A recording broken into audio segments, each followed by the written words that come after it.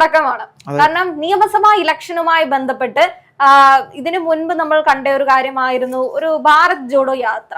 ഒരു മനുഷ്യൻ അങ്ങ് കന്യാകുമാരിയിൽ നിന്ന് കാശ്മീർ വരെ ഇരുന്ന് നടക്കുക.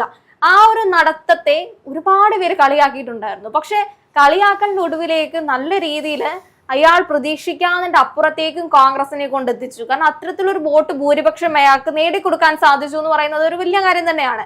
ഇതൊരു തുടക്കമാണ്. ഇതൊരു പ്രചരണത്തിന്റെ തുടക്കമായിട്ട് മാത്രമാണ് നമുക്ക് കാണാൻ പറ്റുന്നത്. കാരണം രാഹുൽ ഗാന്ധി തന്നെയാണ് ഇവിടെ നയിക്കാനായിട്ട് വരുന്നത്.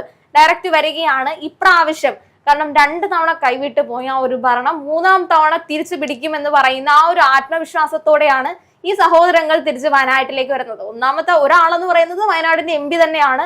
പലപ്പോഴും ഈ പറയുന്ന മുണ്ടക്കൈ ചൂരൽമലയുമായിട്ടുള്ള ഉരുൾപൊട്ടലിന് ശേഷം പലപ്പോഴും വയനാട്ടിൽ സന്ദർശിക്കുകയുണ്ടായിട്ടുണ്ടായിരുന്നു. അതേപോലെ തന്നെ പ്രിയങ്ക ഗാന്ധി വയനാടിനെ റെപ്രസെന്റ് ചെയ്ത് പാർലമെന്റിൽ സംസാരിക്കുകയുണ്ടായിരുന്നു. അപ്പൊ ഇതൊക്കെ നമ്മൾ കണ്ടൊരു കാര്യമാണ്. ഇവരിതിനെപ്പറ്റി സംസാരിക്കുക മാത്രമാണ് ചെയ്യുന്നത്, ഒന്നും നടപ്പിലാക്കുന്നില്ല എന്നുള്ളതായിരുന്നു പ്രധാന ആക്ഷേപം എന്ന് പറയുന്നത്. അതിനിപ്പോ ഒരു പരിഹാരമായിട്ടുണ്ട്, നടപ്പാക്കാനും തുടങ്ങി. നിങ്ങളെ പോലെ കയ്യിൽ പിടിച്ചു വാങ്ങിച്ച് വെച്ചിട്ട് തിരിച്ചു കൊടുക്കുന്ന അല്ലെങ്കിൽ കൊടുക്കാതിരിക്കുന്ന വെറും മോഹവാഗ്ദാനങ്ങളല്ലാതെ